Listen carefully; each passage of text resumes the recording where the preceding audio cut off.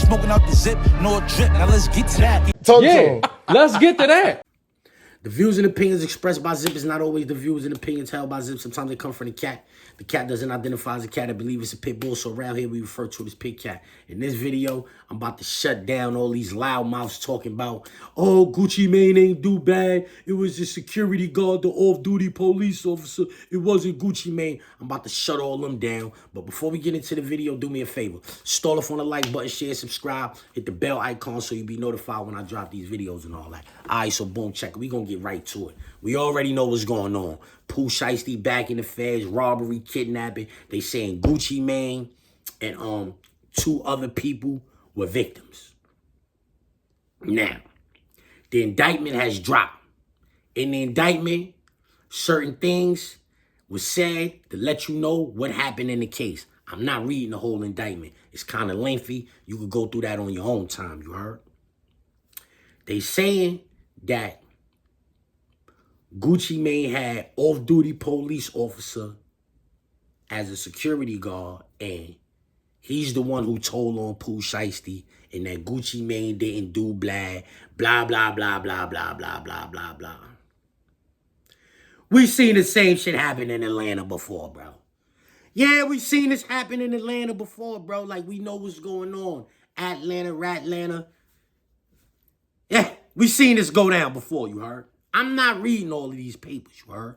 I'm going to go to point 11 in the indictment where it say, RD told Williams Jr. they could reschedule their studio session, but Williams Jr. requested to speak with RD privately in the attached recording room. RD agreed and entered the recording room with Williams Jr., Williams Sr., and Wright. Meanwhile, Eminem and BP remained in the control room with 6 other individuals and continued to watch the football game. So Eminem and BP is the 2 other victims along with RD. Those 3 individuals was kidnapped and robbed in the studio. None of these 3 people are the security guard. When you get your chance, you can go look at the paperwork. The security guards, as per the federal government, was sitting in the lobby or in the truck. Yeah, they were sitting in the lobby. Because you're going to see what you're going to see, right? And continue to watch the football game. BP offered to share the liquor they purchased with the target suspects, and at least 2 accepted, grabbing the red cups and making a drink. Security ain't drinking. You know that, right? Okay, so BP is not security.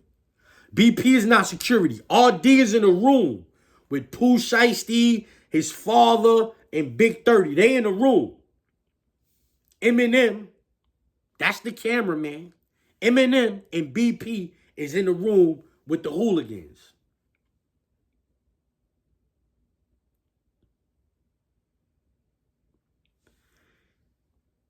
Inside the room, inside the control room, Williams Jr. produced purported contract termination or release papers from a bag and told RD to sign.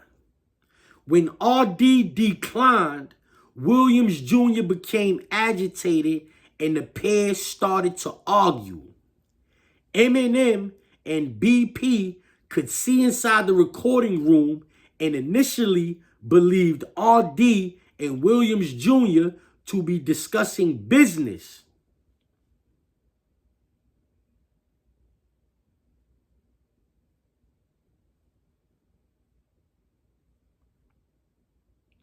But as Eminem saw the conversation intensify, he texted CW, who was still in the lobby.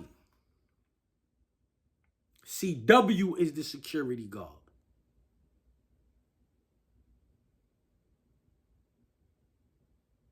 So therefore, we just read, how do the feds know what was being talked about in that room with Pooh Shiesty father and Big 30? How do they know that? None of the other people was in the room except for RD. RD is the only one in the room. RD is the one who told them what went on in that room right there. RD is presumably Gucci Mane. RD, Roderick Davis or something like that. Like, who else could sign you off of the label? Who else could unsign you to Gucci Mane's record label other than Gucci Mane? We know those as Gucci Mane initials. I don't know why y'all is so, oh, yo, Gucci Mane would never do that. Gucci Mane is a gangster. He wouldn't go out like that. Out of all of these dudes, especially from Atlanta, but out of all of these rap dudes who y'all seen go sour, why would you feel like Gucci Mane couldn't be one of the dudes to go sour? Like, he got this tough guy image. Y'all got this tough guy image of Gucci. And I don't see why, because he caught a body. Because he caught that defense body. He was trying to get niggas up off him. That they say that was an accident. He wasn't hunting. He didn't jump out trying to go catch that. That was an accident.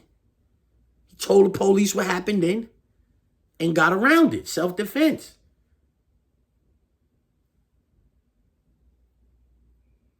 I remember I read somewhere that Gucci Mane said BMF had a contract out on him. That's in the BMF paperwork. That Gucci Mane had that BMF had a contract out on Gucci. Like, come on. Y'all surprised that he telling the police what happened when Pooh Shiesty and them niggas crashed out? Because that's a crash out. I don't care what nobody say. He did bad. This is what you be wanting dudes to do, but you know, like, y'all can't do that, you heard? Like, yeah, you want them to do things like this, but yeah, you know they can't do things. I remember, like, when the locks used to be like, yo, free the locks, free the locks. They'd be like, yo, why y'all niggas don't just go down there? Then y'all wanted niggas to go down there and do what Pooh Shiesty did, right? Yeah, you can't do that, man. That ain't the way the world works, you heard? That ain't the way the world works. You know when I was convinced Gucci Mane really wasn't one of them dudes? When he did that verses with Jeezy. At that verses, I realized that this nigga is a clown. Yeah, at that verses, I realized he's a clown and like not like me. Remember he was smoking on Pookie Loke? Y'all remember that?